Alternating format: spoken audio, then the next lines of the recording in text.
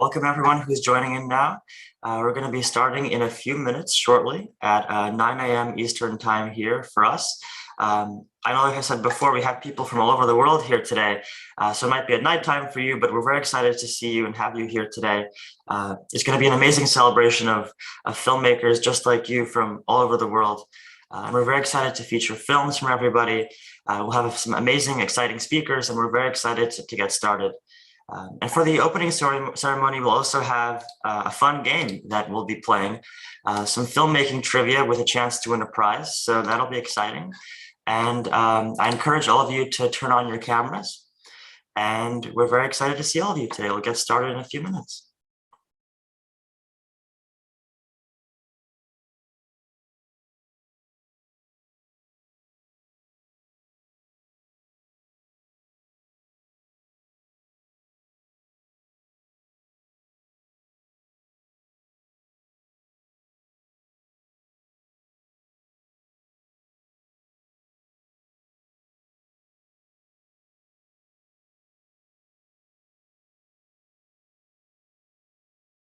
While we're waiting for everybody to join, I'd love to have you let me know where you're from. So in the chat, you can message me and I'll be very happy to talk. I'm very excited to see where everybody's from. We have a lot of people here from everywhere. So we have from Quebec, Australia, Paris, amazing.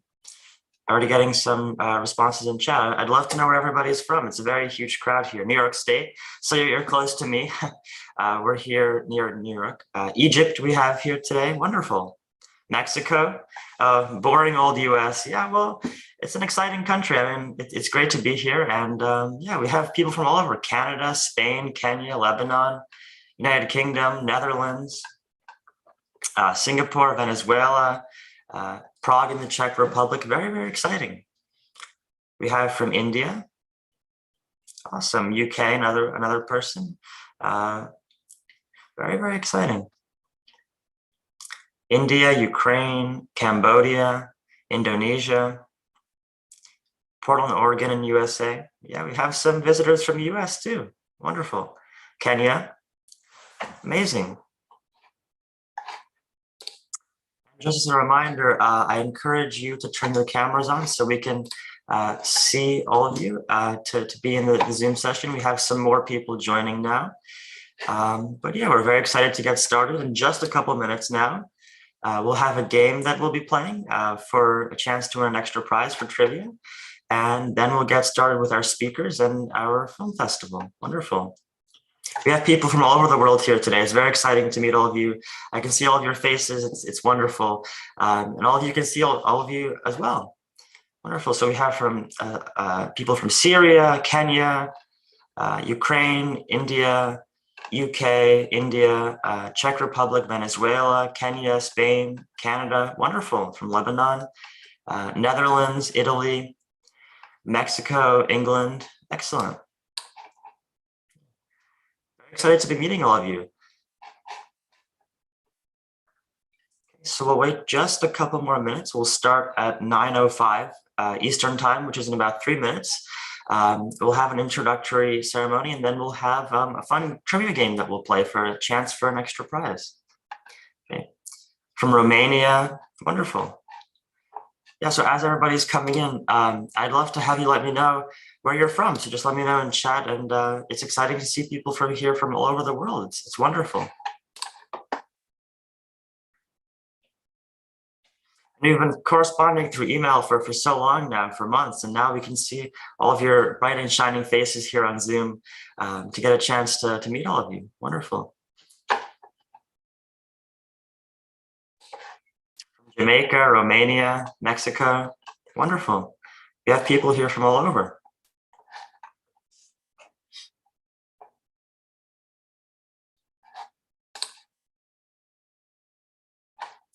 We have a student from China, also from Colorado, wonderful. So we do have some participation from the United States, which is great to see, but overwhelmingly we have from all over the world here, and it's very exciting to see that, not just the United States. Italy, wonderful. And as a reminder, I'd appreciate if you could turn your camera on so we can have a better experience with everybody, to see all of your wonderful faces. It's very exciting to see you. So please do turn your camera on, also for security purposes, but it's wonderful to see all of you. Yeah, and we have some messages. I know many of you are in different time zones, so it might be late at night for you, but I really appreciate you coming here to join us. If you do have to leave early, that's totally okay. We have a live stream afterwards that I can send to all of you, so you won't miss anything, but you will miss the game that we're going to play for a chance to win an extra prize shortly in just a couple of minutes. But it's wonderful to see all of you, but no worries if you have to leave a little bit early because it might be very late in the night for some of you given the time zone difference. Yeah, wonderful to see everybody.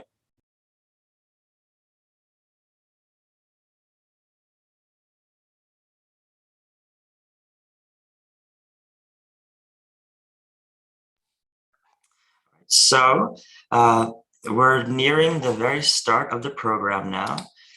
We should have a few hundred more people joining, but so far we have a very large crowd, and that's very exciting. So we'll be getting started in just a minute with the opening remarks and then the game.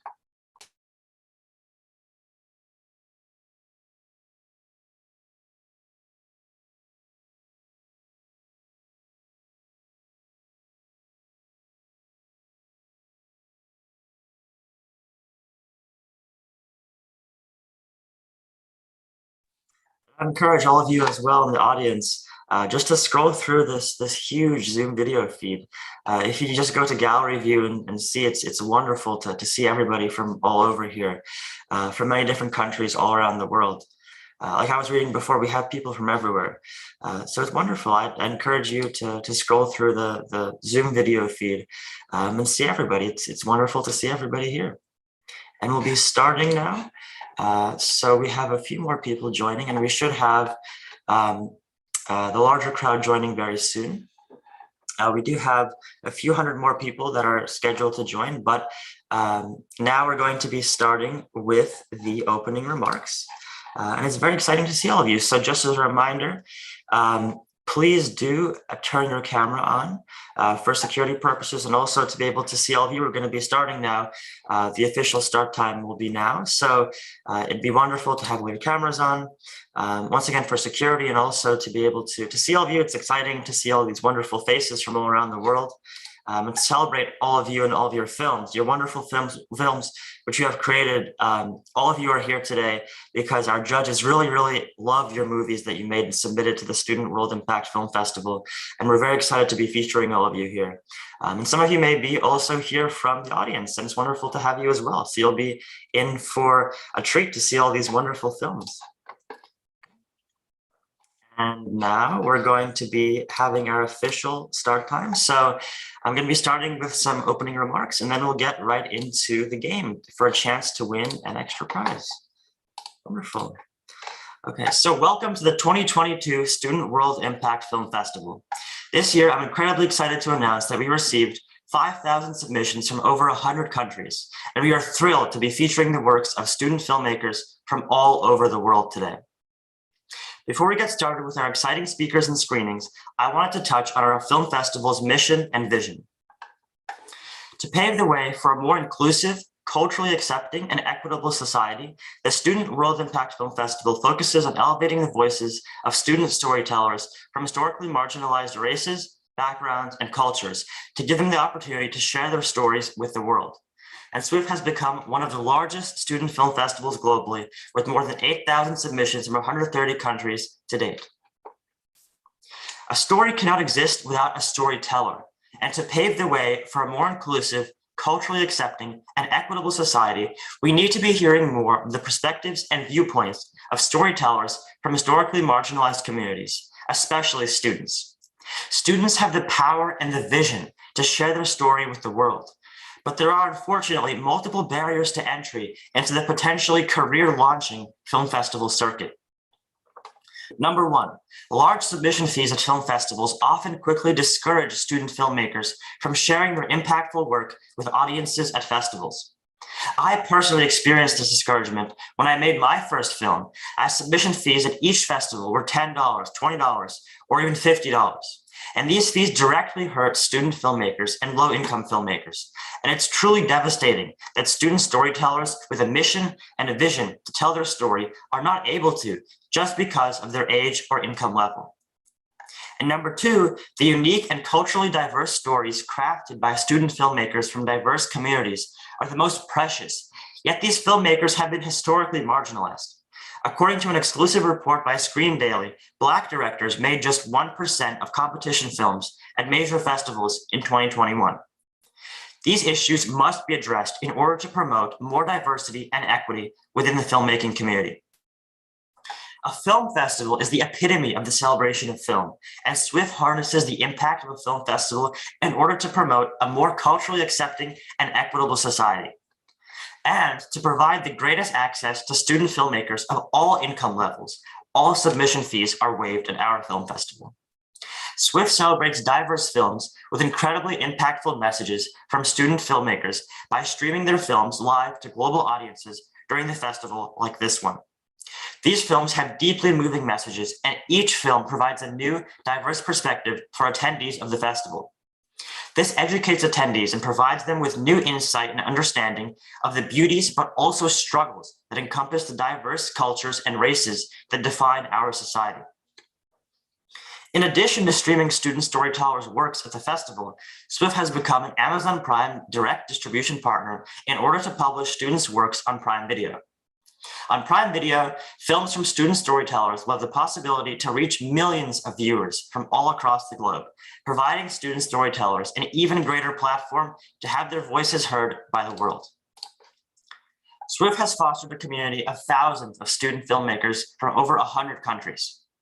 As soon as we sent out the email notifying filmmakers whose work would be recognized by the film festival, we received hundreds of extraordinarily exciting messages back.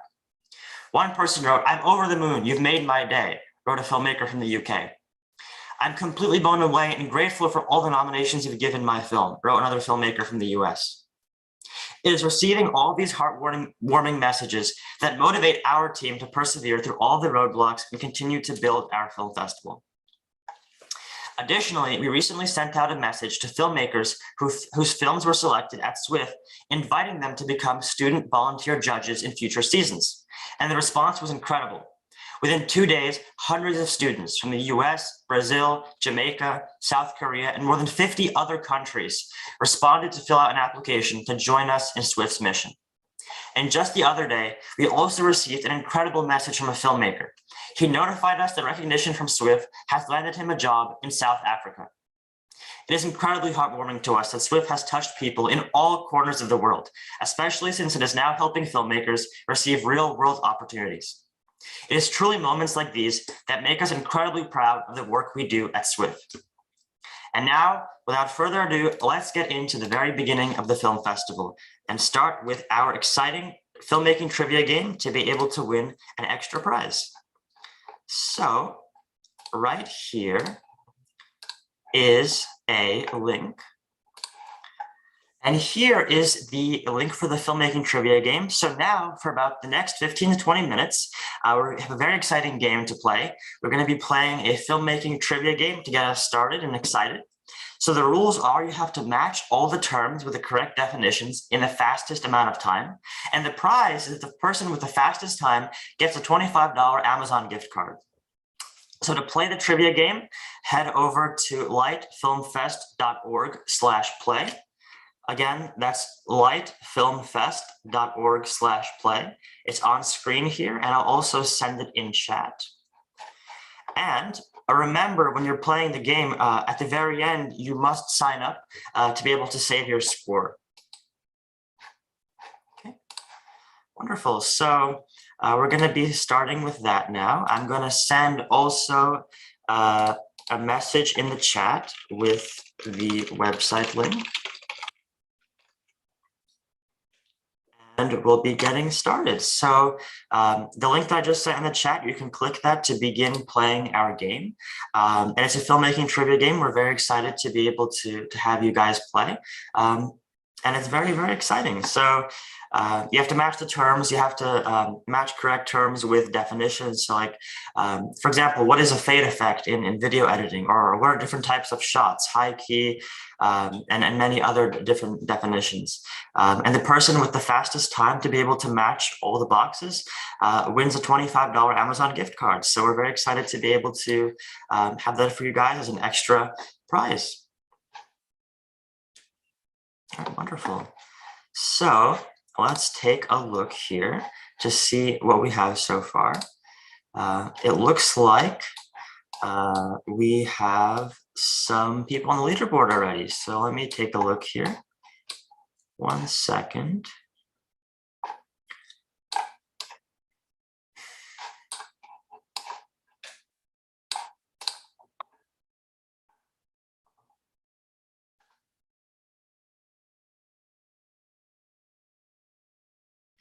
I got a message that the link is not working.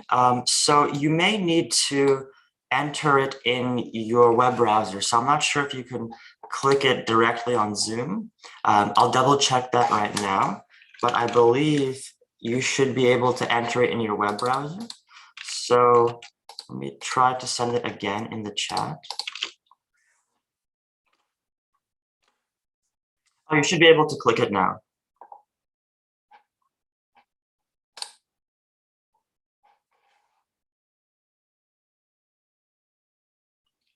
So let me know if it works. Perfect. Okay. So I got a message that it works now. Wonderful. So it's on a different website. And to start, you click start game, and then you have to match all the terms in the fastest time with the correct definitions. So different types of camera shots, different lighting and all of that. So I'm sure all of you are very familiar. You're all wonderful and very talented filmmakers. So we're very excited to be able to do that for you. Let me know if anyone has an issue with accessing the link. You should be able to play it now. I'll send it once again in the chat.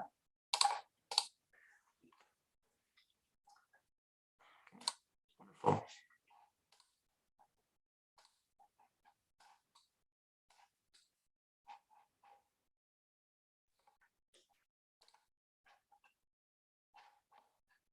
So we have about 10 minutes to play, 10 to 15 minutes. So we do have a time limit, but it's very exciting to be able to see all of you guys. And again, just as a reminder for those joining in now, while we're getting started with our game, I encourage everybody to turn their cameras on. So in order to have better security and also to be able to see all of you wonderful filmmakers from all around the world, we encourage all of you to be turning your cameras on. So please do so. And we're very excited.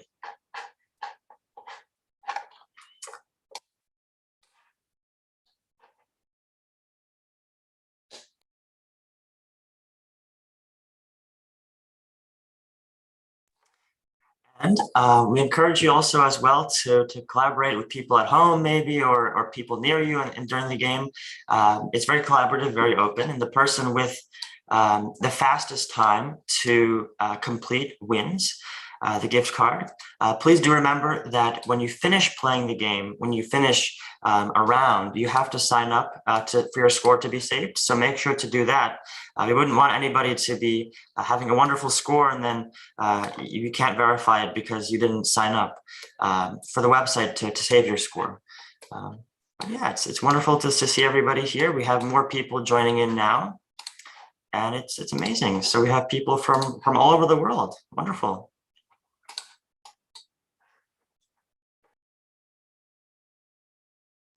So I'll be quiet now for all of you to focus on winning. So yeah, we'll be back in about 10 minutes or so. And yes, I got a question in the chat. A wonderful question. Can we play more than once? Yes, you can definitely play more than once. You can try as many times as you'd like to get the highest score. Please do so. We'd love to see how fast you're able to master all of these and as quick as possible. So yes, you can play them more than once.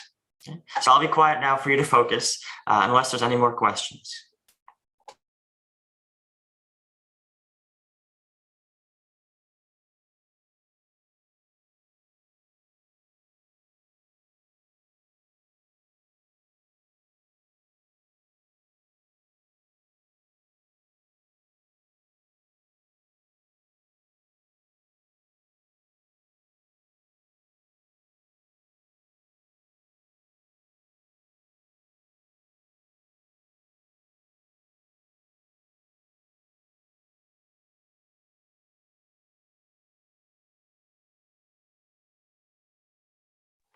Okay, so it looks like the current time to beat is 5.4 seconds.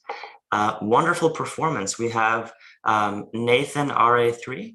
So Nathan, if you're in there, that's wonderful. Excellent performance. And in second and third place, we have runner-ups. Only first place gets the prize, but in second and third, we have very close. We have Gavin Dellin, and also we have Set the Stes 30. So wonderful. And then we have Ian in fourth, Miomao in fifth. I'm sorry if I'm mispronouncing. But yeah, that's the current leaderboard. And looks like it's going to be getting even more competitive in the next few minutes.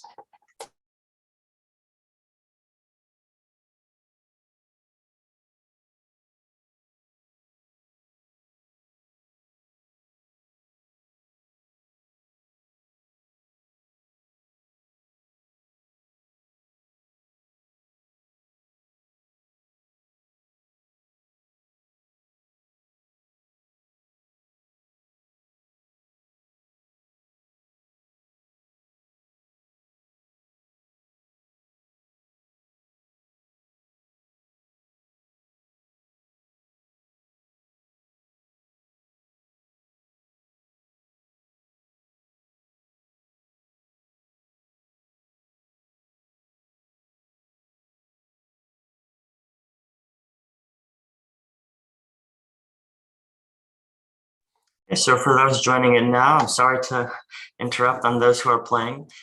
Keep focusing and keep getting faster. For those who are joining now, we're playing an interactive game, trivia for filmmaking trivia. On screen, you can see a link. It's lightfilmfest.org/play.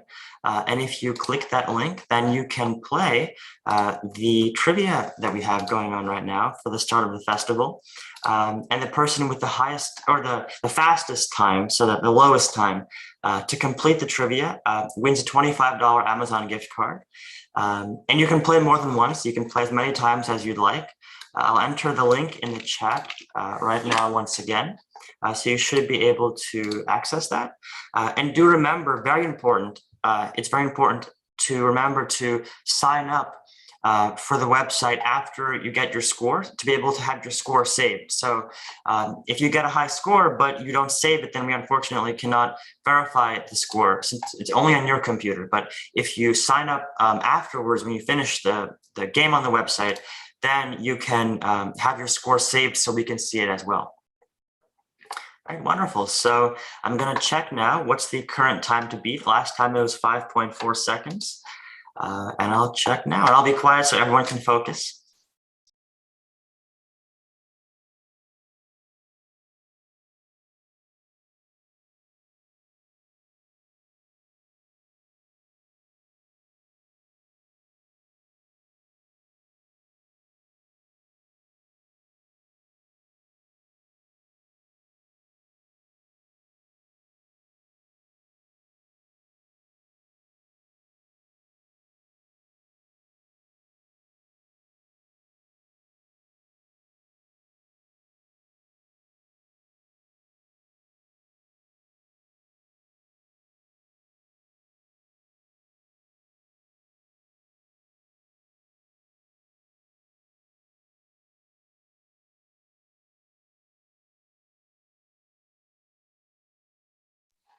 So I've just checked, and Nathan is still in the lead with 5.4 seconds. So that is the current time to beat. It's very, very difficult, I know. I was even doing this myself and I couldn't even get it that fast. So congratulations so far to Nathan. Of course, it's not a guaranteed winner. We still have until 9:25 a.m. So it's going to be in 2 minutes. We're closing this in 2 minutes. So I will refresh my screen and save the screenshot of the winner in 2 minutes from now. So there's still time to beat Nathan. But Nathan, so far you're in the lead with 5.4 seconds. That is the current time to beat. So let everybody focus in these last 2 seconds. And then we'll announce the final winner later on during the festival.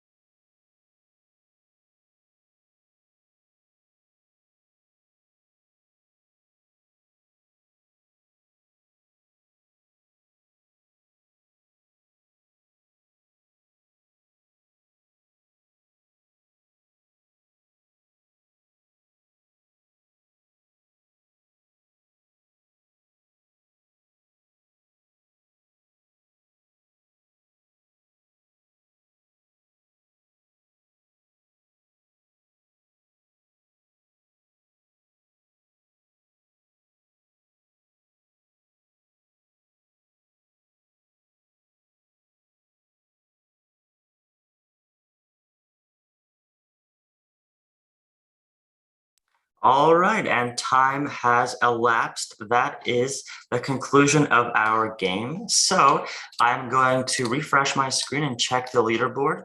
We'll announce the winner later on during the festival, but we'll be getting started very soon with our very first speaker, which is Michelle Tang. We're very excited to be able to have her today, and we'll be getting started with that very, very soon. So let me refresh the screen right now to check who is the final winner for our game. And let's see. To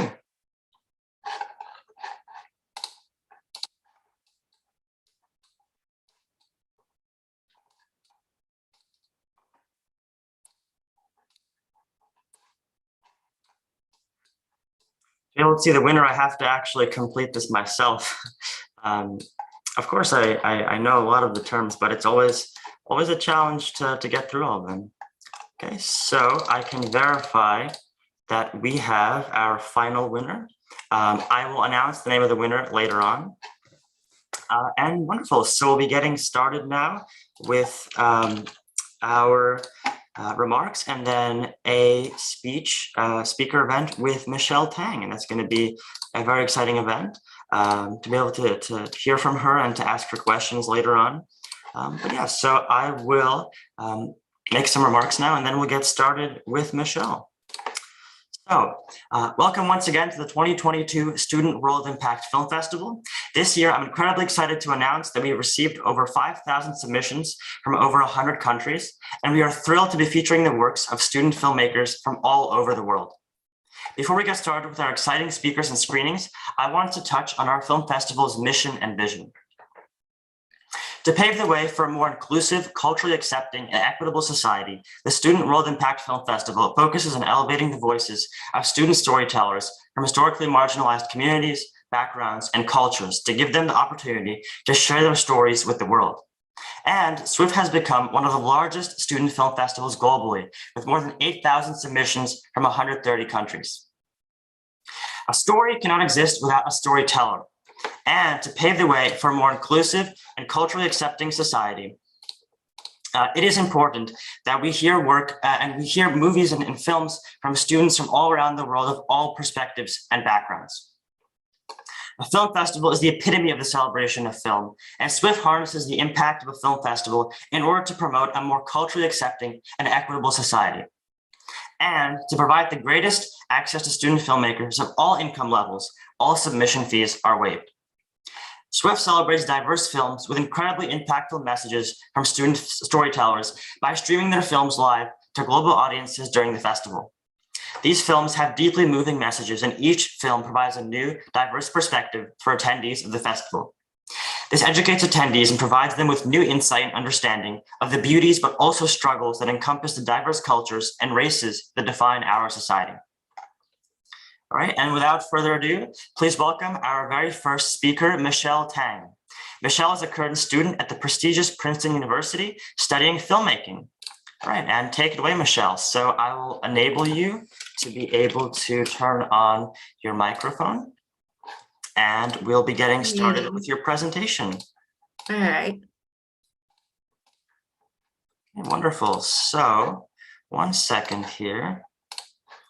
Michelle is from the United States, and we're very excited to have her here today to speak to all of you. Okay, let's see. Okay, so all of you should see her now, and I will share her presentation so that all of you can view that as well. And we'll be getting started with her.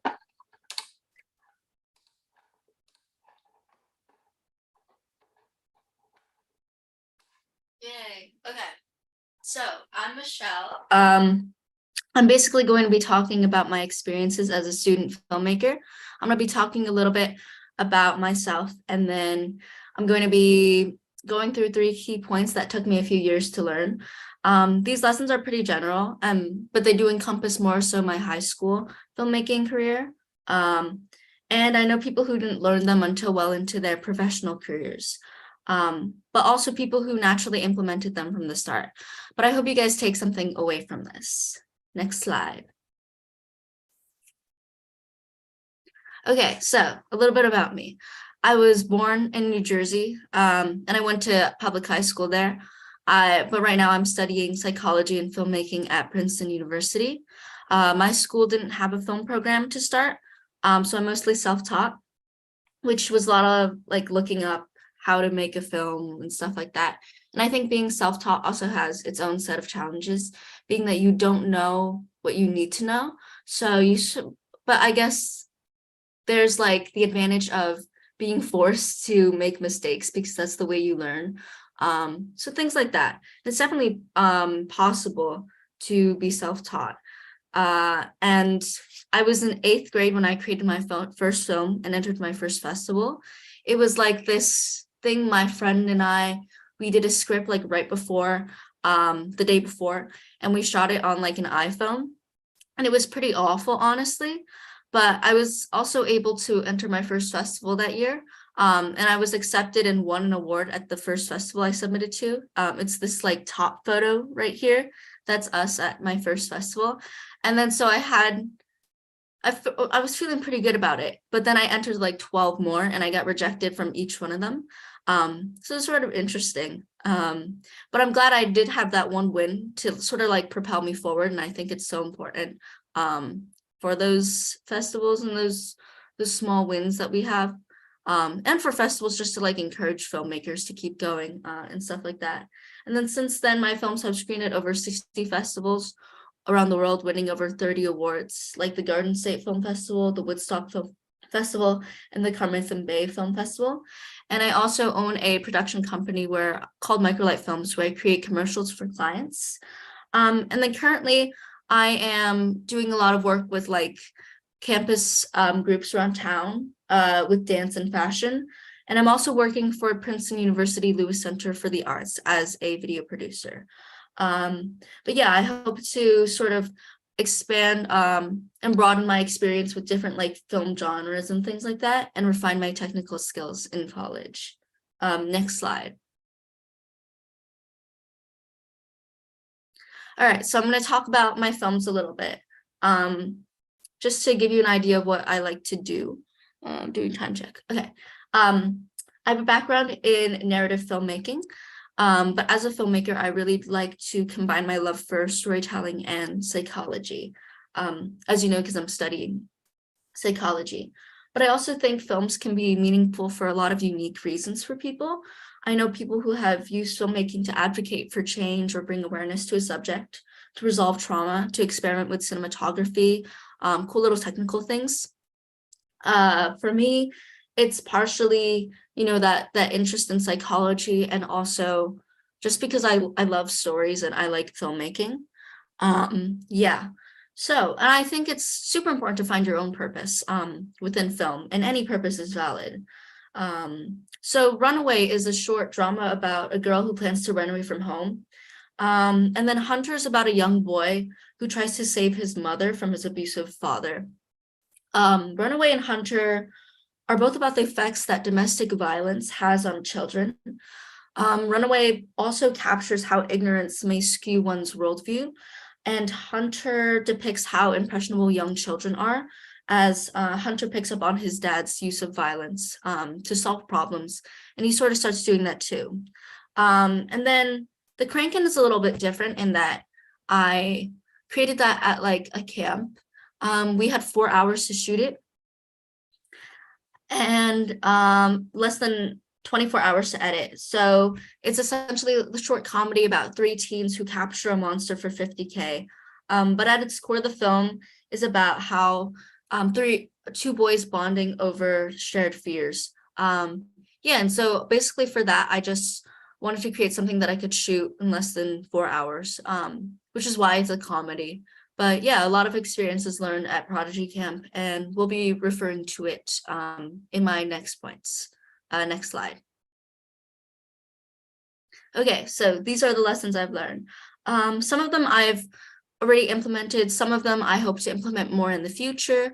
And then I'd just like to reiterate that these really like resonated with me. If they don't work with you, that's totally fine.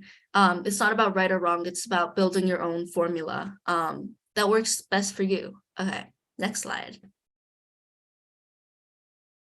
Okay, so this is a lesson that I primarily learned at Prodigy Camp, so I'm going to be talking a lot about that.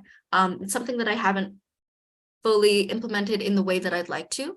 So make your films personal. I feel like that's a very simple tip that I've heard over and over again. But I don't think I ever like truly understood it in the way that it works for me. So I think it comes naturally to some people. I know people who have started out with identity-based stories. So I have a friend who's Native American, and her first film was about Native American representation. So obviously she has like a very defined purpose and cause. But I didn't have, I guess, that defined purpose. And I didn't think that I had a story that was worth being told. And yet I think the most valuable thing that anyone has to offer to filmmaking or the industry itself is your own perspective. Yeah. And yeah, so I didn't really feel like I had a perspective that was worth telling, though that is something that no one can take away from you. Yeah, so I'll start with this first bullet point: tell stories that you need to tell. I think that's a saying that I see thrown around a lot in interviews and things like that, but I never understood that need portion to it. I always like just told stories just because I wanted to tell them. And so I found that telling stories that you need to tell sort of means telling stories that you're personally involved in, like right at that moment. Originally, I found like interesting plots and found a way to insert my own traits into the characters to write what you know. And that was sort of my way to make my films personal by inserting my own traits into characters. And it sort of created like, I guess, a lens where I could actually like write realistic dialogue. But I wasn't like really inserting my own personal conflicts into my films. So the lecturer that was talking to us talked about these internal questions like, am I lovable? Am I good? Am I capable of trust? That cover like internal conflicts. And the idea of it was that you find one that resonates most with you, or makes you uncomfortable, and then you'd explore that through a film. And so the lecturer had us all talk about like which ones made us uncomfortable and resonated with us. And we found that everyone around us could also relate to the stories that we shared or the emotions that we shared.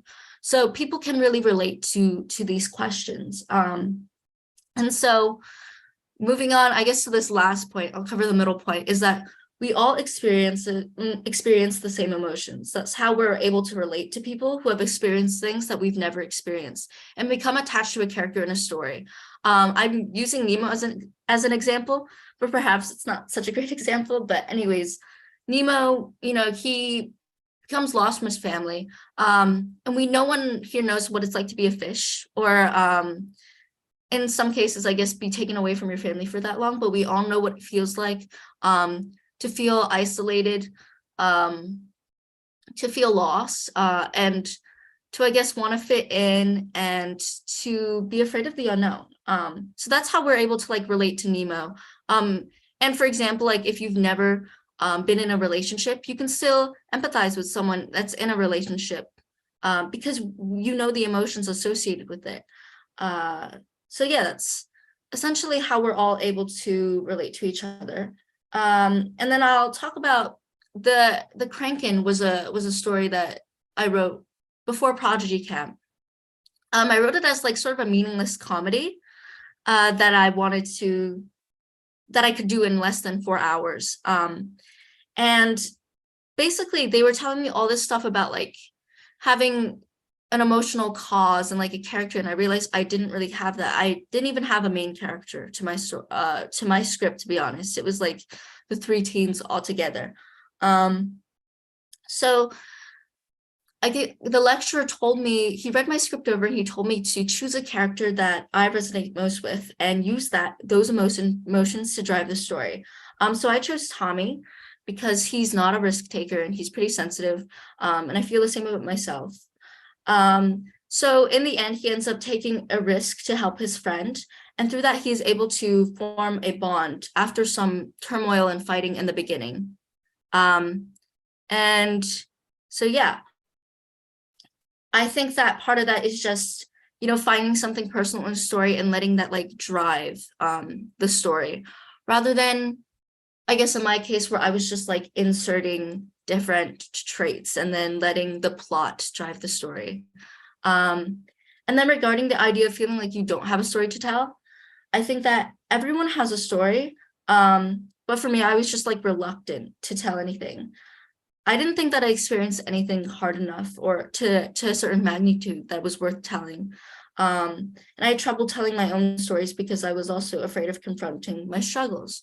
So I told the stories of my friends and I guess the people that I saw on the news that shocked me. And, I tried to tell stories where I found the story was worth telling, but at the same time, I was like, honestly, just afraid of telling my own story, afraid of confronting it, because you do have to like clash directly with it.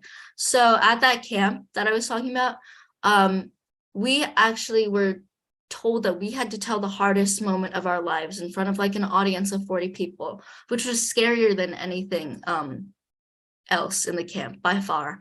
And yeah, I think that experience and hearing everyone's thoughts about my story told me, one, that my story was purposeful and it helped some people, but also I guess how to like confront it, how telling my story can help rationalize it, because when you verbalize your story, you're able to, it goes into the prefrontal cortex and you're able to understand it more and cope with it better. And then that is also another way where it's a story that you need to tell rather than what you want to tell. And then, okay, let's go to the next slide. Okay, so take risks. Yeah, so these points all sort of like relate together. So I'll read them out. Don't take filmmaking too seriously. Be willing to fail and don't let a fear of failing stop you from telling a story. You don't need to follow every piece of advice you hear. And this one is sort of a puzzle. Breaking conventions equals stylistic development. So as I said before, I had to teach myself filmmaking at the start. And that was a lot of like Googling. I'm sure some of you have done this, like how to make a short film, or looking on YouTube, like searching that up on YouTube. And essentially what would usually come up was like sometimes a list of what you should do. and what you shouldn't do. And I remember like tips about that I was a stickler to following them, but like tips about the page limit, how long it should be, whether you should have a lot of dialogue or not, which is not a lot of dialogue. And then like don't break the fourth wall and things like that. And they were saying, you know what, you should like, if you're gonna do these things, you need to have like a unique purpose for it.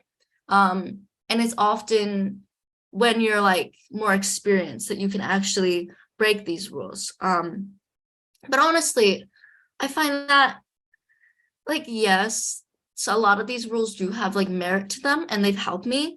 But to really like not take them seriously, just because as a high schooler, especially, I think this applies to college too, but like anything you make now isn't going to, be the end all be all to your career. People are going to look at it like decades from now, and even like the best films in the high school circuit aren't like really making rounds or anything. I mean, maybe on YouTube and stuff like that where you can share it. So yeah, so I think it's okay to be like a little bit risky in terms of how good it is. And that isn't to say like don't take it seriously, but like don't take it too seriously. And don't let like your fear of failing stop you from telling a story. I did that a lot where I would like psych myself out over scripts and then try to make something good, but I wish I had just done more like just making casual films for fun. And I also find that people who like break those rules, for example, I saw someone's film where they like broke the fourth wall a lot, where they were, and another person's film where they were using narration, and these were some of their first films. But like breaking conventions and breaking those rules really leads to stylistic development in those cases, and that will like separate you from others. So if you do it right, but at the same time, don't be afraid to do it wrong, because it's all about learning at this point. Yeah. Anyways, next slide.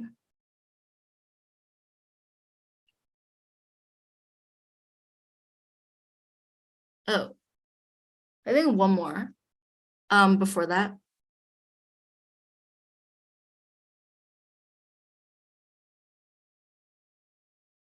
Mark. Okay. Oh, yeah. Okay. Yeah, sorry about that. I think I No should problem. get that, right? Yes. Oh, okay. So this one is just like get yourself out there, and I think it goes without saying. You guys are doing it now with like film festivals.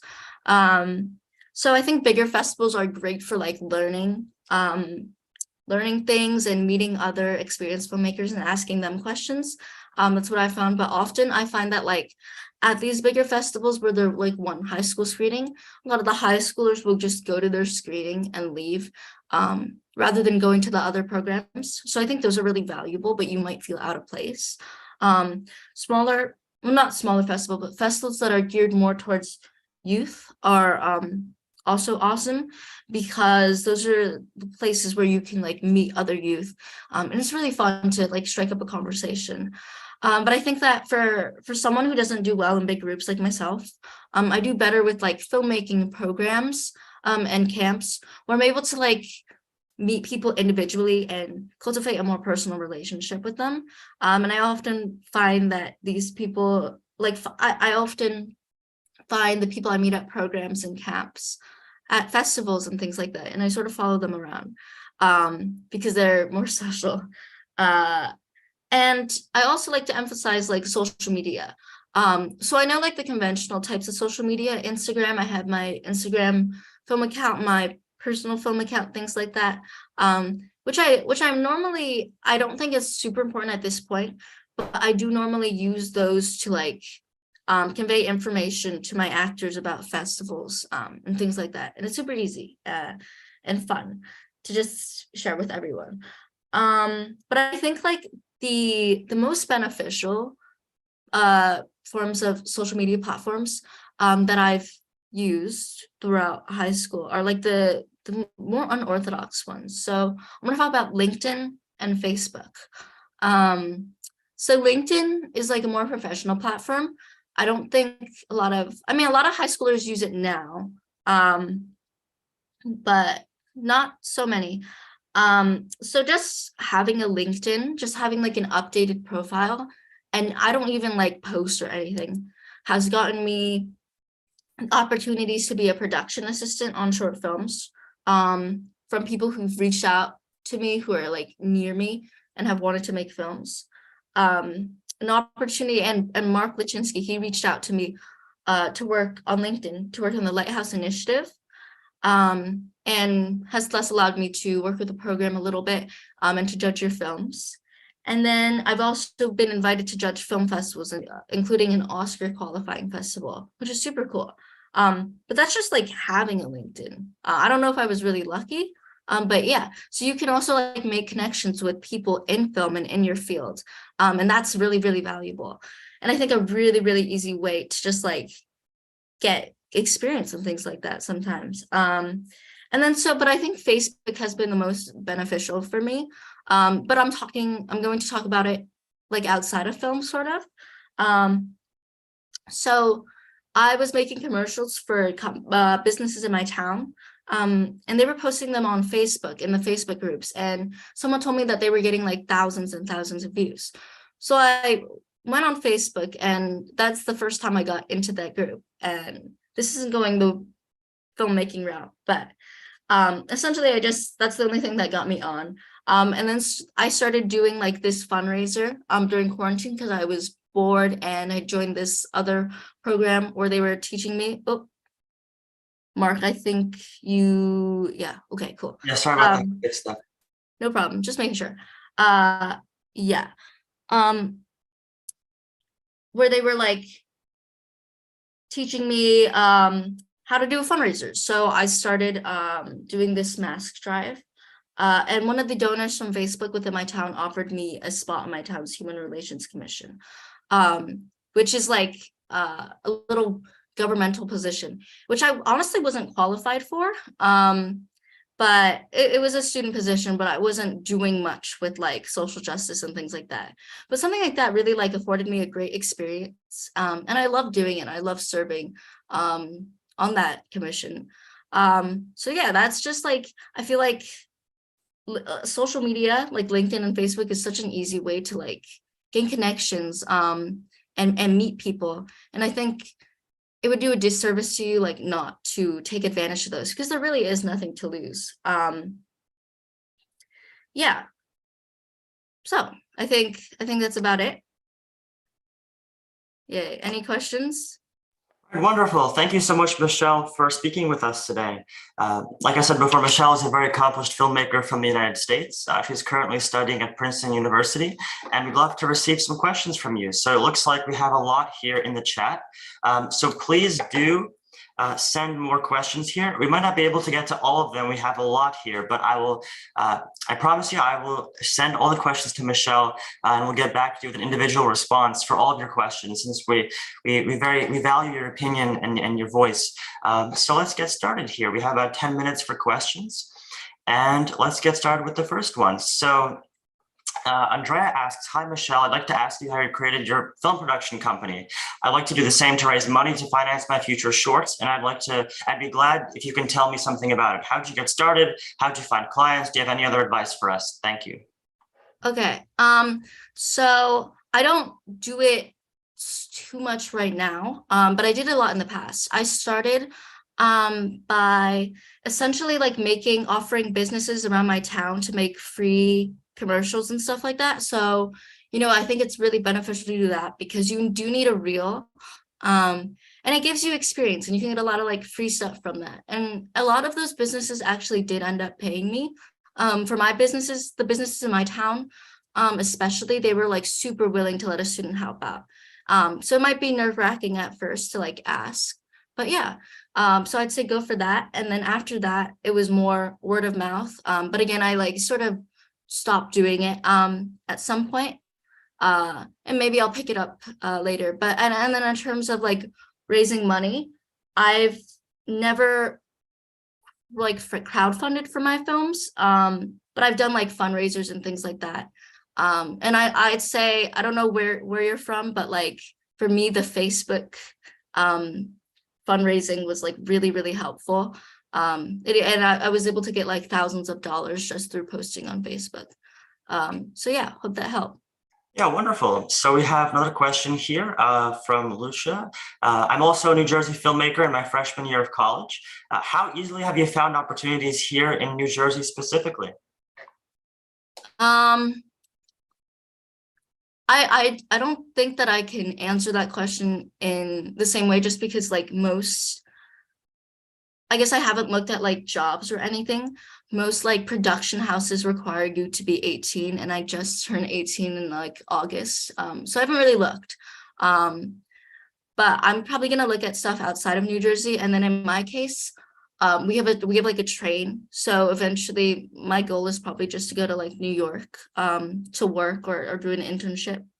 But for me, at least on my campus, it's just that there are like lots of opportunities for filmmakers here. So that's what I'm focused on, just because honestly, there aren't too many filmmakers here. So it's like really easy to get positions and to get experience. Yeah. Yeah, wonderful. And we have another question here. Um, let's see. Uh, so Dean says, I acknowledge the main advice being all forms of social media to be used, but is there any platform you'd recommend the least based on experiences of people that use that particular platform? Honestly, no. I think that, whatever platform you want to you want to use is all good. Just to share things. I think it just like depends on the purpose. Like for example, um, I think the most that I've dabbled in is Instagram, LinkedIn, and Facebook. Those few.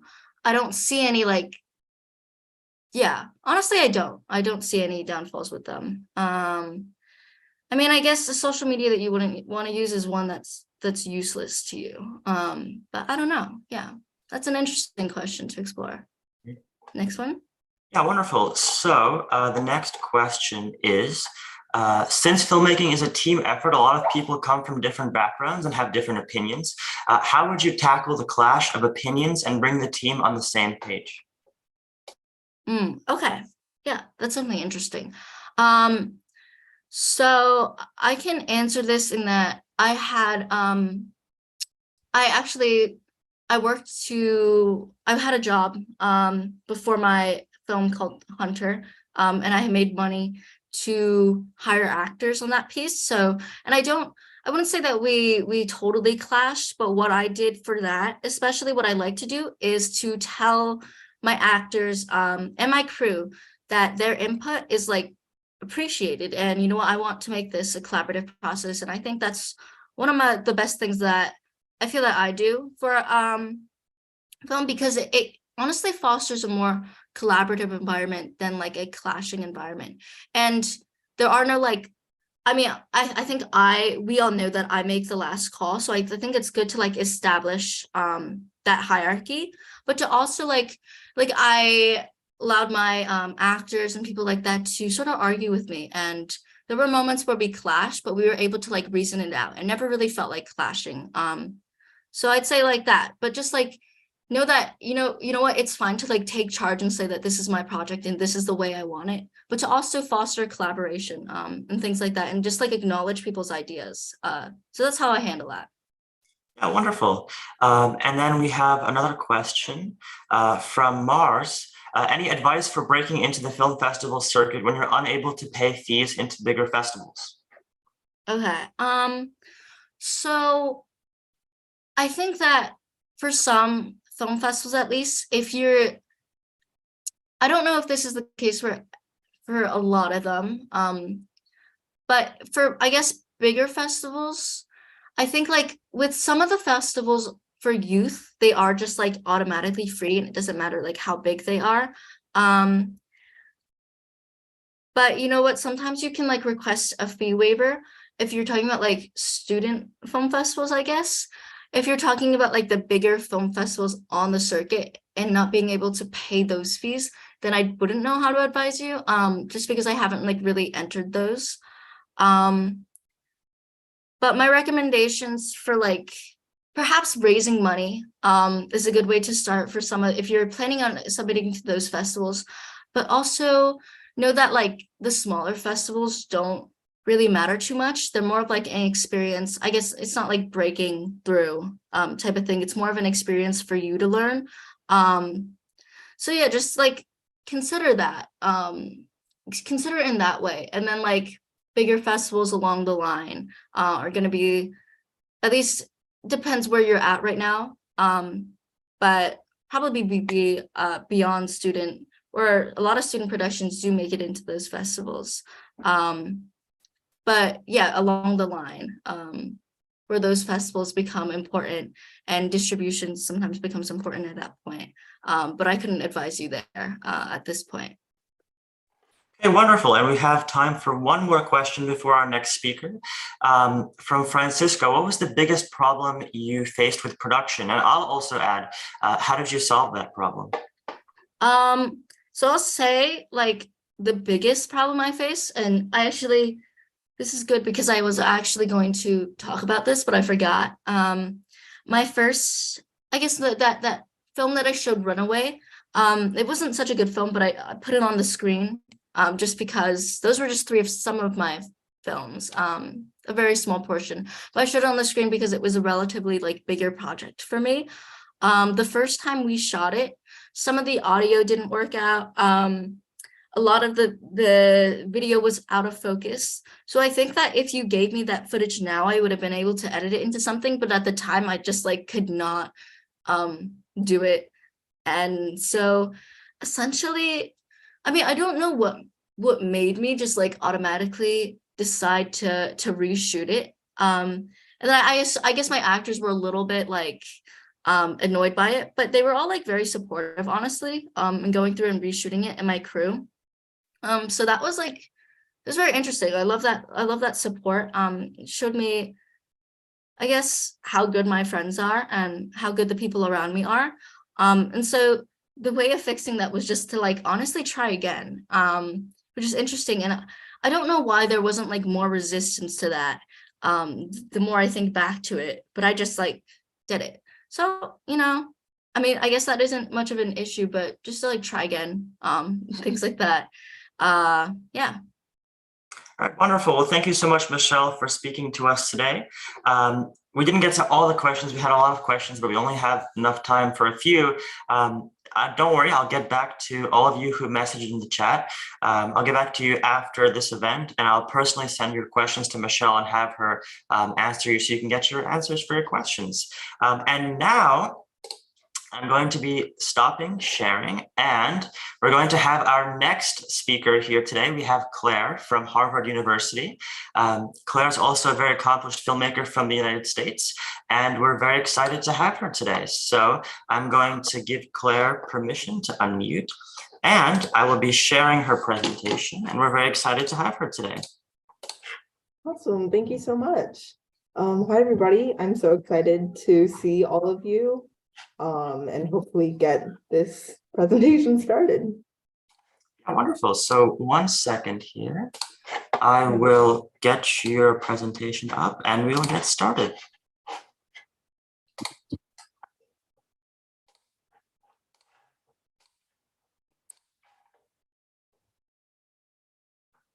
All right, take it away, Claire. Awesome. Thank you so much. All right. So like we said multiple times at this point, hi, my name is Claire. I'm a current student at Harvard, hopefully studying economics and film. And I'm really going to be covering, at least from my own personal experiences, some advice on breaking into the entertainment industry on a professional basis, and what that really means. So next slide, please.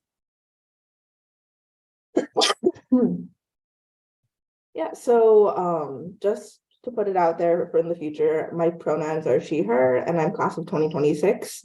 I'm currently hoping to study film, but I will say most of my background was in theater. So I'm kind of in a weird amalgamation, I think, of a lot of different industries when it comes to entertainment between theater, film, and music. But in general, my perspective mostly comes from a place of writing, producing, and directing. So like I mentioned, that is mostly grounded in my theater experience, but right now I'm working on transferring that. I've been working for the past couple of years and hopefully through the next 3 years to really building a greater base in film. So just to clarify what my perspective is probably most useful for you guys then is in networking and really breaking into the industry and trying to find that balance of being an artist and being a person and what that really means. So over this little presentation, I'm mostly going to have an emphasis on supporting people who are entering the industry kind of cold. So that means anyone who doesn't have a really strong networking basis already or prior connections or support, because that is really where my experience came from. My family is 3 generations of engineers and finance and military. So starting out, I think it's definitely a little hard in an industry where we really emphasize networking and connections. So trying to build that and really building yourself professionally is a skill that I am still figuring out, but that I would love to give some advice on. So that's kind of my quick disclaimer that I'm not really focused on videography or cinematography. So unfortunately, technical skills, while I'm working on them, are definitely not my strongest suit. But I hope that in terms of narrative and building yourself as an artist, as someone who can defend yourself in this industry, and as a storyteller are all things that I can give a little advice on. All right, next slide, please. All right, so I decided in creating the slideshow that the moment is really where I wanted to start from. And by that, I mean the moment that you realize you want to be a filmmaker. Also, I apologize for my cough. I'm coming off some strep, so it'll be intermittent. So the never-ending question that I think you hear a lot as a filmmaker from people is, why do you want to be a filmmaker?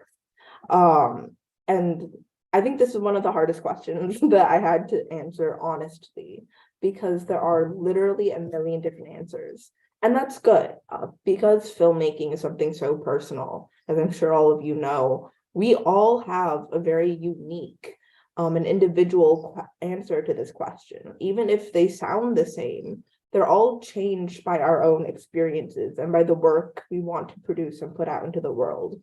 So it's really up to you to reflect on yourself and answer this question, not only to answer possible interviewers or producers, but to really think about what type of meaning and what type of production you want to be running and you want to create. So in my case, part of finding an answer came in understanding the way that watching a really good movie makes me feel. So at the bottom here, I've put 4 of my favorite movies in no particular order. I'm notoriously bad at picking a singular favorite movie. But in general, I think that part of my answer is just the feeling you get in your chest after you watch a really, really good scene or a really good movie. I don't know, I'm hoping that someone out there can empathize with that. But I really wanted to evoke that feeling in other people. I think it's such a powerful sensation, and that's part of my answer for why I wanted to become a filmmaker. So that I think kind of feeds into the quote unquote moment that you have the first inkling or realization that you want to work in film. So this is a time I think that it's really important to understand and how it comes in different ways and in different circumstances for everybody, because it gets to the core of really how you get interested in the industry in the first place. So for me, my realization came when I was standing on a public bus in 5th grade. Like I said, most of the advice I can give just comes from my personal experience, so please be patient with my little anecdotes. I was just standing on the bus and I kind of had this moment of realization that out of everything in this world, what I felt most excited about and most passionate about was movies. and the stories they tell, and the way that movies genuinely shaped my life and how I believe they can shape the world. So I think that will kind of come in later. I'll bring it back in a few slides. So just hold that in your mind if you can. And let's keep going. So next slide, please. So where do you start? And like I said before, I'm mostly speaking now to people who are still entering the industry or who haven't fully committed to doing it professionally or who are debating that because it's an important and very valid question to debate. So my answer for where do you start is first, you have an existential crisis, as most important life decisions and proposals seem to create. And secondly, and more importantly, is working through that existential crisis. At least for me, and I think from a lot of people that I've talked to so far on campus and in the industry, part of the existential crisis is really this cliff between doing something for fun or as a quote unquote hobby versus committing to doing it professionally and building a career in that sense. And the trick that I've kind of learned is that this cliff is really pretty imaginary. I think that there seems to be a divide between people who say, I am like working in this company and this is like my studios and I've done all of these incredible things, versus people who are saying like, I just really like filming things for fun in my free time. And my strong belief is that that divide shouldn't really exist. Because at the end of the day, I think we're all just people who really love films and who love storytelling and creation. So in terms of getting through that initial existential crisis, I think that breaking down that divide was a really important step for me. And it's pretty helpful, I think, just going project to project with that. Because I think that naturally, as you go project to project, as some of you probably know, is you start accruing different skills and background knowledge. And eventually that's really how you grow. There's no like line or cliff to cross. So yeah, starting out project to project is really my biggest tip, and just kind of focusing on yourself, I think, is really important. In my case, that really started out with filming with iPhones and actually my brother's GoPro, because I didn't really have any knowledge about cameras or I guess like professional techniques or good techniques at all for when I was starting out. So at the bottom there, I've put 3 screenshots, just little frames of short films I made when I was first starting out. And like you can tell, they're not like well composed. They're blurry, there's like weird dark spots.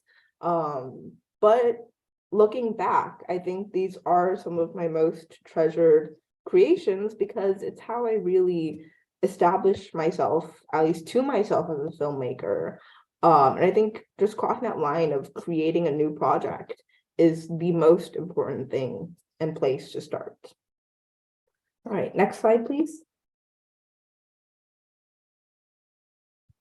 All right, so moving on to, at least chronologically in my life, high school. This is really where a lot of self-doubt kind of came in because, like many high schoolers, I started considering college, and what a lot of adults love to tell me is reality, which meant, in a sense, that I was almost ready to give up. To be totally candid, I was prepared in my early years of high school to stop working in the arts and pursue a major or a degree in political science, maybe go to law school, have some financial stability, and a lot of, I think, what we tend to assume is the average life. And I think part of that is because I was scared about what it really means to be a quote unquote true artist. There's a strong image, I think, that's presented of the starving artist, which then carries this message that if you are truly devoted and dedicated to your craft, or if you really, really loved your craft, you'd be willing to give up everything in your life for that. And I think that's simply not true. And the more I work and talk with other people in the industry, the more I believe that isn't true. The first thing I want to put out there for anyone who's debating majoring in film or going to film school or going to any school that's specifically focused in the entertainment industry is that stressing out about your financial stability and career opportunities is a very legitimate and valid way to pass your time. And it's worth the time and effort because, let's be honest, they're all pretty important things to think about. And they're very legitimate concerns. We shouldn't, I think, have to prove that we love our craft by sacrificing everything else in our life for that. In fact, I would argue that is honestly kind of a weak constitution. Because looking back, I do believe that part of being a good artist and part of being a good storyteller is living and experiencing life. I'm a big believer that every experience and every aspect of life that you explore feeds into the work that you create.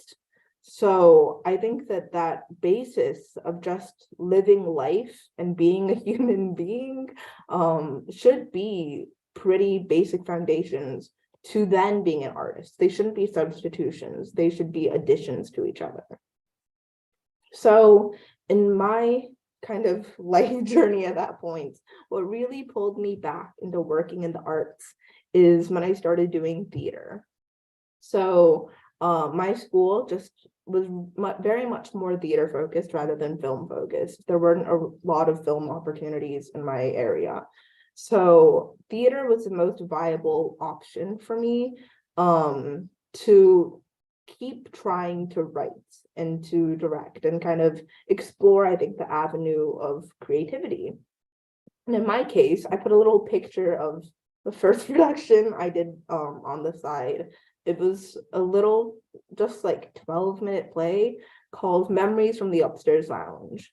And I've reread my script for that, and it definitely was not my most well-crafted script or story or characters, but it is still genuinely one of my favorite productions because it was about this arson attack at a gay bar in the 70s in Louisiana called the Upstairs Lounge Arson Attack. And it was a topic that I was genuinely passionate about that had been kind of swept under the rug for a while. So that kind of goes into the meaning I found in the arts, which I'll bring up a little bit later, like I mentioned. But in general, that production really pulled me back because of the confidence I guess it kind of gave me in knowing that I could produce something that was meaningful and that really resonated with people. And this is something that I've learned from a lot of the professionals I talk with across multiple industries, from music to photography to film. And that's that when you are an artist and you're working, you really need to know what you bring to the table. That's one of the most important aspects to consider and to know how to advocate for yourself for, is having enough confidence and self-esteem and working on that you feel good. Also that when you enter a situation and you are advocating for yourself, you need to know that unique factor that you bring when you create something. And I strongly believe that everyone inherently has that. A lot of times it's just sitting and self-reflecting to understand how to communicate that to other people. All right, next slide, please. So now that I've fully committed to doing work in the arts and in entertainment, one of the really driving factors for myself, and that I believe everyone should be thinking about, is what it means to find your own meaning and mission in the arts. So in my case, and this is actually what I wrote my Common App personal statement on. So if anyone's getting ready for college applications, it is totally viable to just write about things like this. Like I mentioned before, most of my background actually started out writing. So when I was a kid, I loved writing all kinds of short stories, mostly like fairy tale, action, fantasy, epics, as a first grader does. Um, and of course, that kind of warped into different like creative nonfiction and now to playwriting and screenwriting. But one day, and for literally no particular reason, I remember looking back on a lot of my old writing from when I was a kid. And in my past writing, I realized that none of the main characters that I created actually looked or represented me at all. And by that, I mean that all of the heroes that I really wanted to embody and put out into the world were white, heterosexual, cis, able-bodied, straight, skinny females. Um, and that was really, I think, kind of a stab to myself. It felt like I was disappointed or unsure of my own identity, even though I never really thought of myself that way before. I think kind of subconsciously that was reflected in the work I produced. And it honestly made me really angry and disappointed, because I realized that also in my consumption of media, that was an area that was severely lacking. So around this time, I also started getting into K-pop. If there are any K-pop fans out there, feel free to message me. But yeah, I think it's kind of a weird turn. But through K-pop, for the first time, I started seeing Asians and Asian Americans being represented in a glamorous way, in a way that was popular and cool, sexy, confident, a lot of things that we don't often see Asians represented as. So that was kind of when I realized my mission of the world of representation, is what I like to call it. And what I mean by that is that I think, and I strongly believe, we should live in a world in which a kid from any identity could walk into a movie theater or a concert hall or an opera house or an art museum and see themselves represented on stage or on screen or in the painting. Because that is unfortunately an experience I didn't have, and that I think a lot of people don't have, which is ridiculous because I believe that the arts are something so powerful and personal that we should be willing to produce work that we genuinely identify with and believe in. So that's where I've kind of come to my little, like, I think tagline almost become of working for diversity and equity in the arts and the entertainment industry. And I do believe that the arts are uniquely placed and shaped for this type of work because they have a unique power to really change how people feel. And this ties back to what I mentioned about why I want to be a filmmaker. It's because of that feeling of watching a really good movie, or even in terms of music, the feeling of listening to a really, really good song. I think that feeling is something that you can't really erase or unknow in any way, which is what makes the art so powerful in changing the way people think and how they perceive the world, and kind of broadening and opening people's minds. So next slide, please. Now that I've kind of found a meaning, the important thing is to keep it going. What now? I think was a big question that I asked when I first had that moment of realization. So in my case, a big part of that was finding my own niche. So for me, that was accruing a lot of different experience in theater, that have actually proven to be pretty transferable when it comes to film. So thank God for that. But yeah, in theater, it was a lot of producing, dramaturgy, stage managing, directing, writing. And those all, I think, kind of helped build where I could explore in the arts. So for me, I really found a niche in writing at my school and in my community. But what I would really advise in general to all of you is to focus on what really speaks to you. Even if your niche sounds like something that a lot of people do, like I know for a fact that millions and millions of people out there are all writing all day.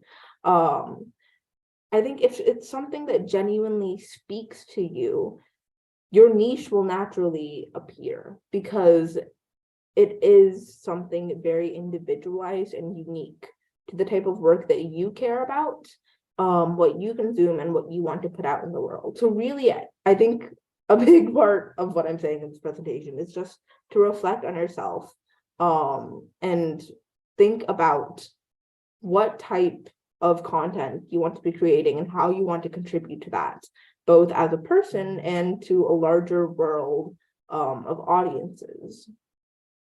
So for me, when it came to actually working on my passions, a big part was combining the niche I discovered and the mission statement that was on the last slide to create my platform, Project SED. So the full title is there, Project SED, a global platform for diversity and equity in the arts.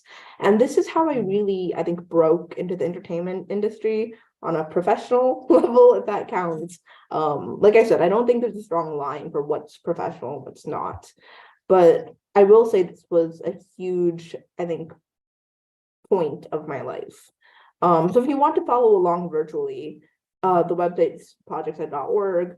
Or if you want to contact me about this later, I also put the contact information just there. But in general, for Project SED, a big part of it was featuring creators and artists who are doing incredible things and who are from underrepresented identities or communities, and really focusing on sharing their stories and the work that they do.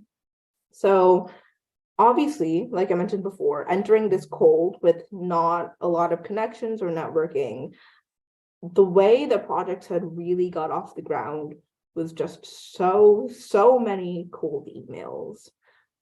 It's an exercise that is not, I think, anyone's favorite activity to do, but one that's really necessary for building yourself in the industry, I think. So especially because a lot of our early projects are self-driven or almost entirely self-driven, really getting used to sending out cold emails is, I think, one of the most important practices, especially because it comes with a lot of rejection and indifference that I think many people here can probably empathize with. If you are like a small creator, it's hard to really get traction in the beginning. So I think getting into the practice of focusing on yourself and knowing, again, the value of the work you do, what you bring to the table part, is really helpful in driving the actual work of getting those emails out, getting those contacts out, and keeping it going when things get hard and down. So like right now, I'm still working on projects that it's definitely a huge work in progress, but like I've been able to work and connect with really amazing people that I've been a fan of since literally middle school, and being able to work with them, and I think in general, just working with any role model you have, is such an inspiring and empowering experience. So I would really encourage you, even if you don't necessarily have a project you want to collaborate with someone with, reach out to them, ask them questions. A lot of people are really open actually to just having like a half an hour Zoom call. So I think that's something that I would really encourage everyone to do, not just as a way to network in the industry, but also a way to just build yourself and to really learn from other people's experiences. All right, next slide, please. So moving on to working in college. Like I mentioned, I'm class of 2026, so I'm also still figuring this out. But I will say the first thing I experienced coming to campus was intense imposter syndrome, especially at Harvard. Literally everyone is spectacular, and probably nationally or internationally renowned for what they do, which is terrifying when you first come here. But I think that that's really something that's valid to think about, but to move on from. I would argue that kind of sitting and comparing yourself to other people is probably one of the worst ways to spend your time. And that's not a diss on anyone. That's how I spent a lot of my time the first few weeks I was here.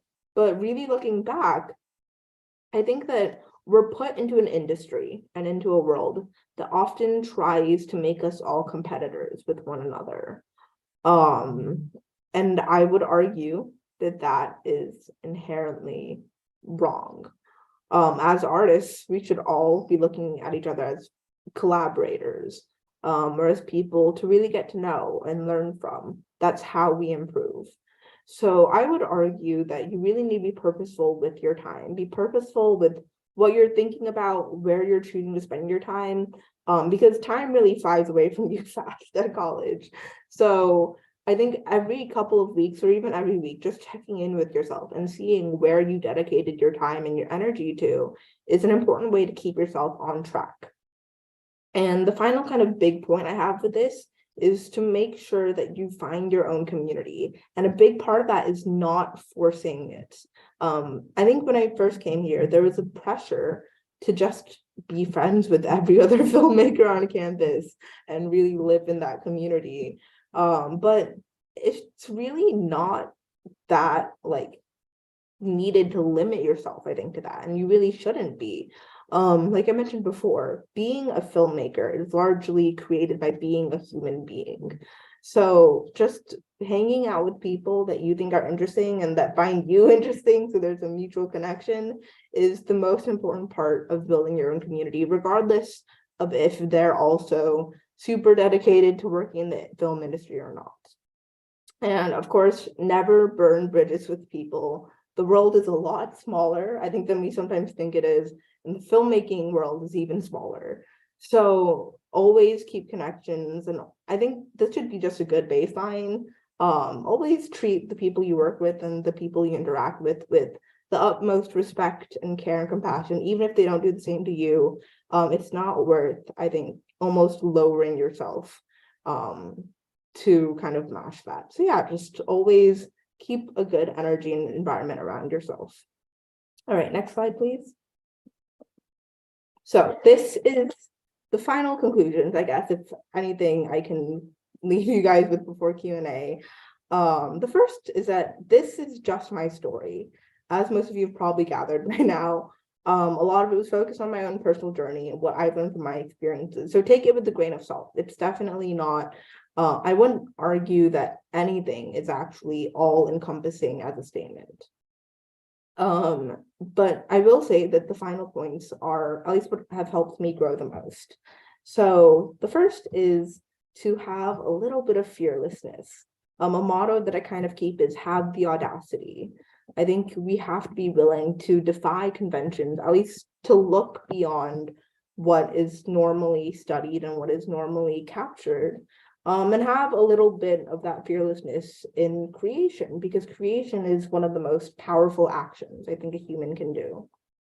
The next is to know your own boundaries, reflect on what you can and can't compromise on.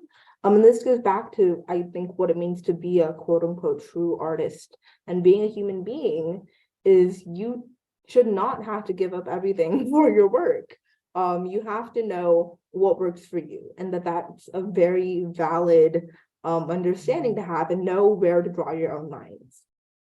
The next is to consider your own meaning, find your own mission and purpose, because that is, I think, really what drives you and makes you unique, especially in filmmaking. And then to have an open mind. Something I learned actually from an alumni from Harvard who was here for a panel was that he currently works doing documentaries. He worked on the Selena Gomez documentary and the Billie Eilish documentary, but he really got his role by doing things that he had zero experience in. So if someone offers you an opportunity, even if you don't have a lot of experience or skill or knowledge in that particular area, say yes. Be willing and flexible to learning on the job and teaching yourself. I think that's a really important skill to kind of work on in the industry. And finally, as most of you also probably know, this work is really, really hard, just in general. Like, this is such a hard thing to be doing, creating and making movies. So know your support system. No one gets through this alone, whether that is your staff, your tech, your crew, your actors, your family, your friends. Know who you can rely on to kind of get through all of this. You're definitely and you're never alone in that sense. So I also put my contact information there if you ever want to reach out to me to talk about something particular. But in general, I just really want to conclude this part by saying that it's important to know your community and to know the people around you. So if you ever feel alone, I think it's important to think about that because that's really what gets us through all this work. So yeah, thank you all so much for listening to this like half an hour presentation. And I'd love to answer any questions if there are any. All right, wonderful. So thank you so much, Claire, for your presentation. It was very inspirational. You provided a lot of meaningful information, I think, that'll be very useful to all of our filmmakers here today. And now we'll be getting into the Q&A. So please do message in the chat any questions that you have for Claire.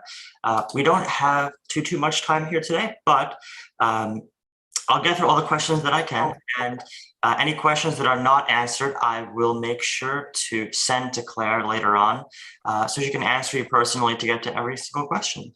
So the first question that we would like to discuss is, do you think the process that filmmakers follow or should follow to produce a film should affect the quality or the subject of a film, or should we experiment with self-developed techniques? And that's from Rashad.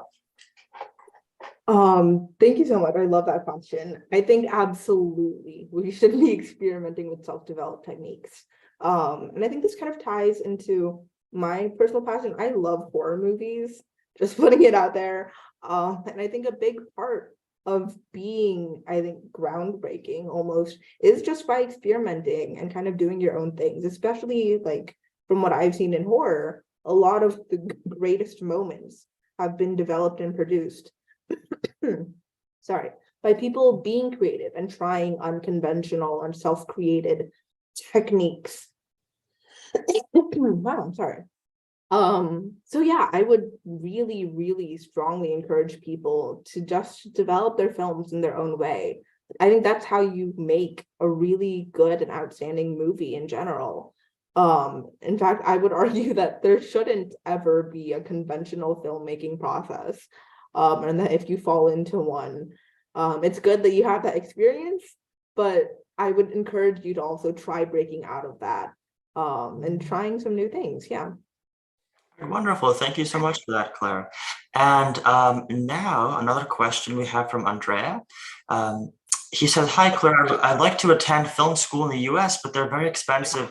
So I'll probably attend university here in Italy and keep producing my film as an independent filmmaker. Do you think that could work? Yeah, absolutely. So thank you so much for bringing this up. I actually have a lot of friends that I've made around the world who kind of had that similar conundrum. And I know that US film schools and US higher education in general is not very viable to a lot of people, unfortunately. And I would say that there should be no pressure to have to come to the US for school or for training, especially for something like film. Because film, I think, is so self-created and self-developed. I would just encourage you really to figure out your niche in Italy and connect with filmmakers there. Like, I mean, Italy has fantastic filmmakers, right? Like, I think we've all probably at least been in awe at some point of Italian filmmakers. So yeah, of course, I think that should work. And if you really do want to work in the US industry, doing events like this and connecting with people is the most important thing. I think that's really the key part of film school in general, is just connecting with people. So yeah, by no means should you feel any pressure to have to come to the US. And if you do just want to work in the US industry, do events like these and contact people online, because that's just as important and effective. Thank you very much for that, Claire, as well. And that's exactly why we're doing the festival here today, to gather people from all over the world, from different cultures and experiences, to gather here and to celebrate filmmaking. Awesome. So the next question is, from Roba. They say being a filmmaker needs a lot of expertise and patience because we have to handle everything all around. So what keeps you motivated? Oh God, that's an important question. I think for me, there is, I think, a drive to learn everything.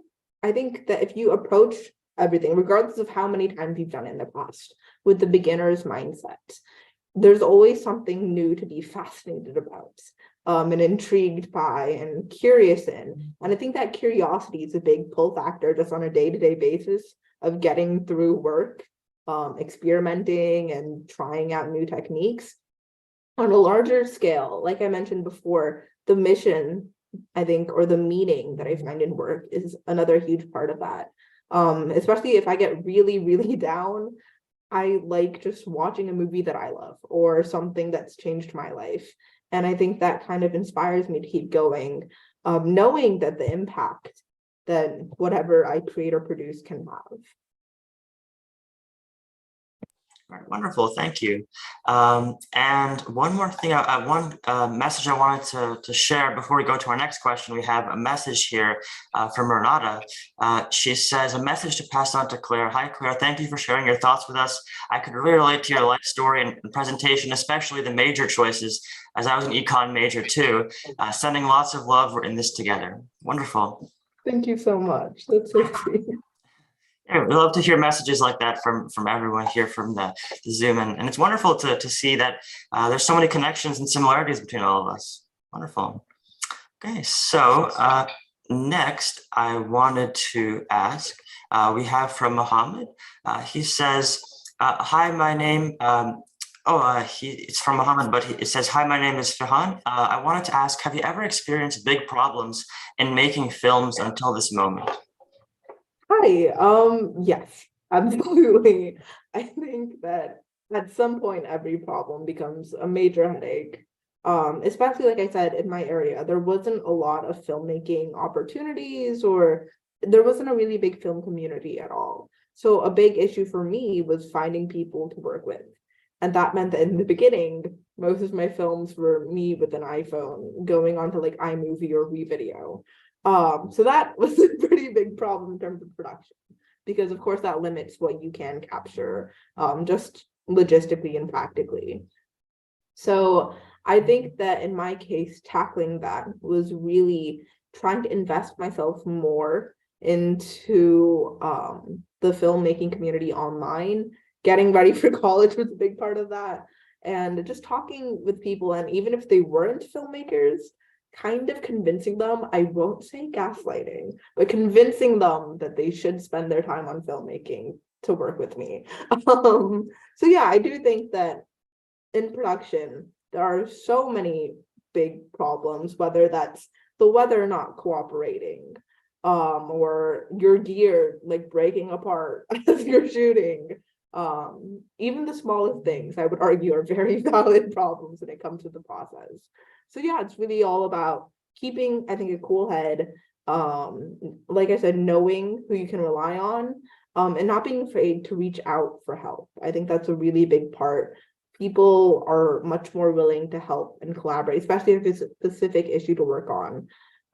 So yeah, I think that the really big thing is connecting yourself to the community and being willing to experiment and try things to work around whatever production problems there are. Wonderful, thank you for that. And we have another question from Ananya. She's wondering about what to include in her portfolio to get into a school like Harvard. And any advice on getting into good film schools?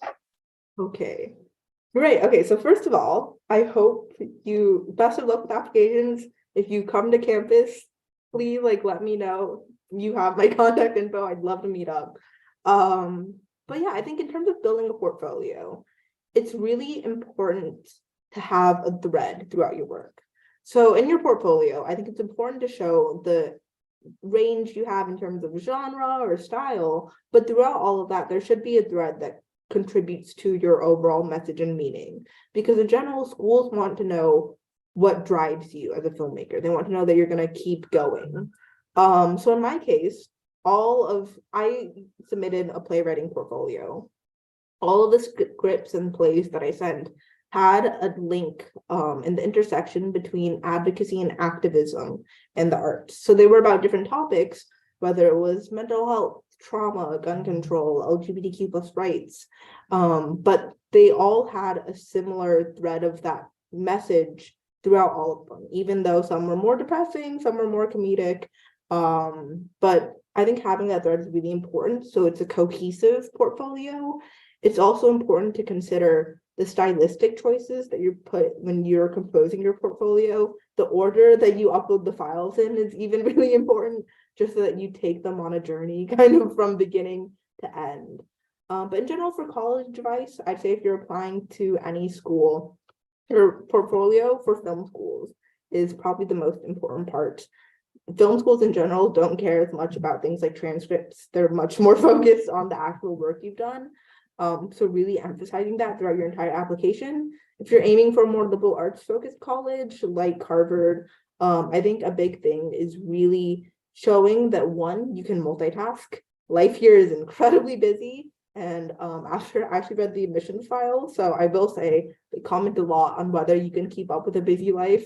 And I mean, as filmmakers, I think we can all say that we've multitasked at some points in a production process. So yeah, I think emphasizing that leadership experience and just showing that you really care for a world bigger than yourself is a huge part of advocating for yourself to any, I think, humanities or liberal arts focused school. Yeah, best of luck with applications. Yeah, good luck.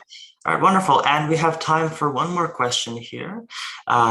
It's from Timothy. Do you have any advice on how to make yourself stand out as a filmmaker? Anything in particular? I think, like I said, the mission, and I know I've said that a lot, is a really important part because I think that's something that drives stories when you create. Beyond that, on a more technical perspective, this goes back to the should we follow a standard filmmaking production process or not? Never follow a standard filmmaking production process. Being willing to try absolutely crazy new things, and I think not limiting yourself when you're creating is a huge portion of that. Whether you have just like a random camera lens that you want to try working out with, or if you want to try like filming something from a tree or upside down or in the water entirely, like whatever you want to do or whatever scares you, I think almost a little bit without breaking your boundaries, whatever kind of intimidates you, I think is always a good project to tackle in kind of learning about yourself and developing your own style. So yeah. Yeah, all right, terrific. Well, thank you so much, Claire. It's wonderful to have you today.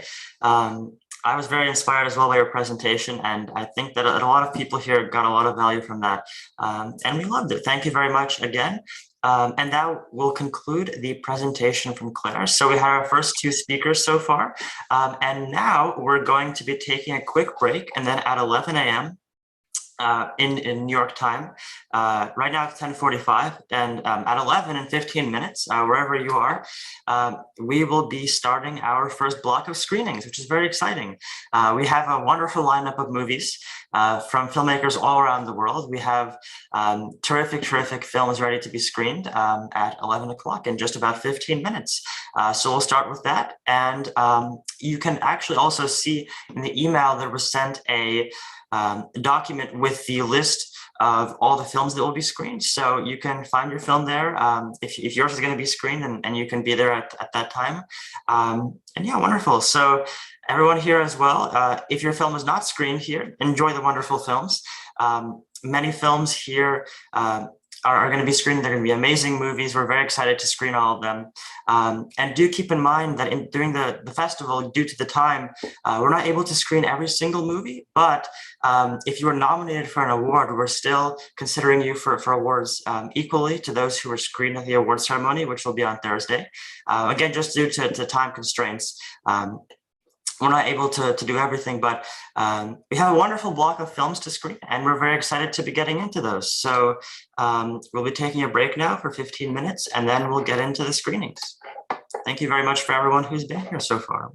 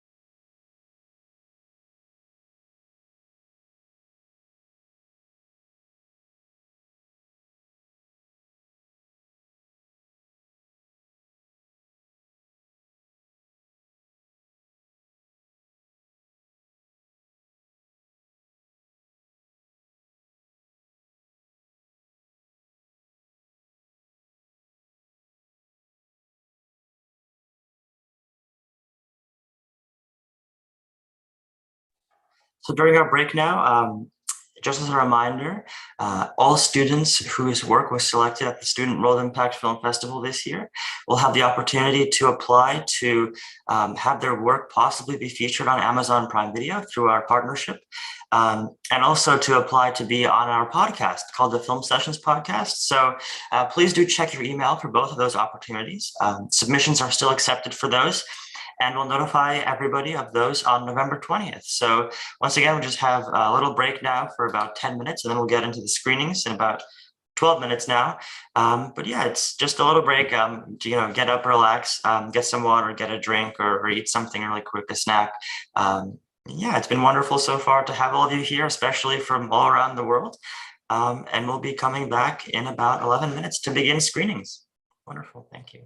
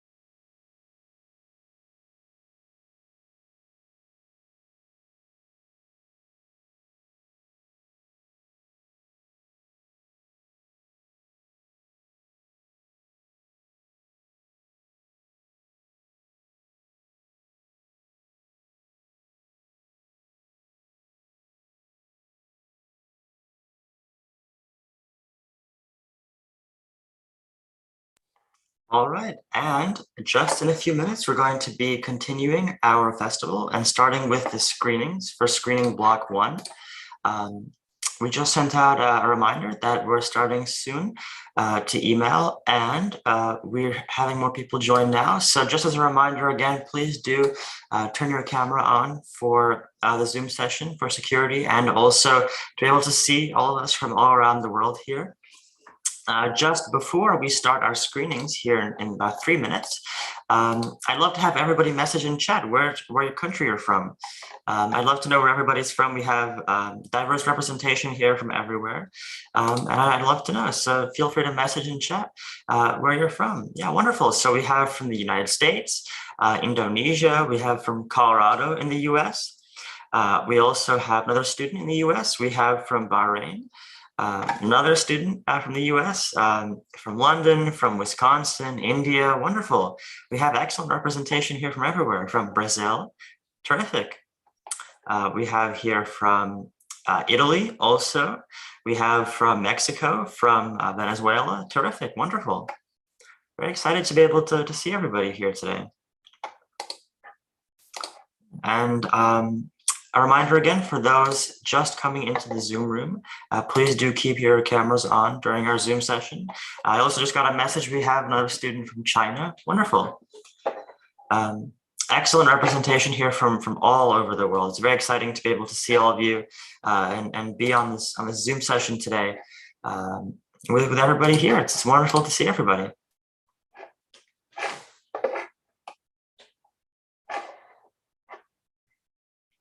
All right, so just in a couple minutes, we will resume our festival. For those coming in now, please do keep your cameras on to be able to see all of your wonderful faces, of course, and also for security purposes. But it's excellent to see everybody here. Wonderful. And just as a reminder again, the awards ceremony for the film festival will be this Thursday from 5 o'clock to 6:30, which is in military time is 17 o'clock to 18:30 Eastern time. It's also on our film festival page, and it'll be an exciting event. I'm looking forward to seeing everybody there too as well, in addition to seeing all of you now here. Wonderful. Okay. So it looks like we have more people joining us now. Wonderful.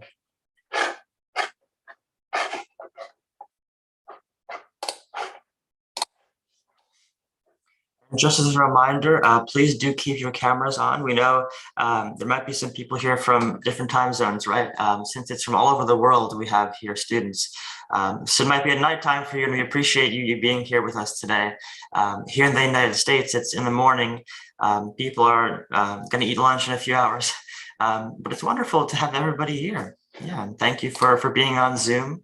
From wherever you are. It's terrific to have everybody here from different countries and backgrounds from everywhere. Okay, so we have more people joining. Wonderful.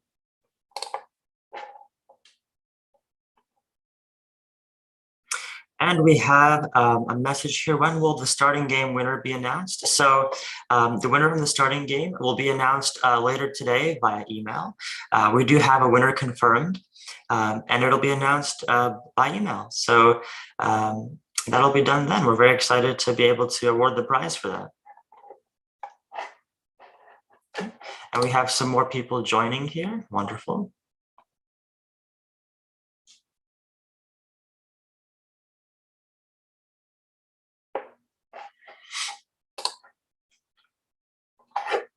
Okay, so we'll wait until about 11:05. So in about 4 minutes to get everybody in due to time differences, or people may be in different parts of the world. So it might be a slight delay to getting here, but then we'll start our screening block number 1. And that'll be until about 3:30 today and Eastern time. And then after that, we'll have some more exciting speakers. We'll have Mariah and also Bryant from Columbia University and from Harvard University. And Bryant also previously used to work at Netflix. So it's going to be excellent to hear from him and to hear about his experiences. I invite all of you to be there. It's the same Zoom link as you've been using that you have here access to now. And it'll be very exciting to see all of you there. All right, and we have a message here. Where could I find the link to apply for Amazon Prime? So the link to apply for possible distribution on Amazon Prime Video was sent out previously.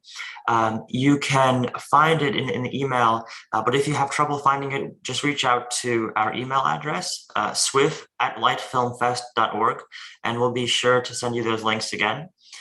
The deadline is still open to submit to that, and we'll notify those who are advancing with that process on November 20th. So that'll be in just about a week. Wonderful. So we have some more people joining now. And just as a reminder again, for those joining, please do turn your cameras on Zoom. We'd like to see all of your faces from all over the world here, a lot of representation and diversity, but also for security purposes to ensure that it's safe for everybody. So please do try to have your cameras on.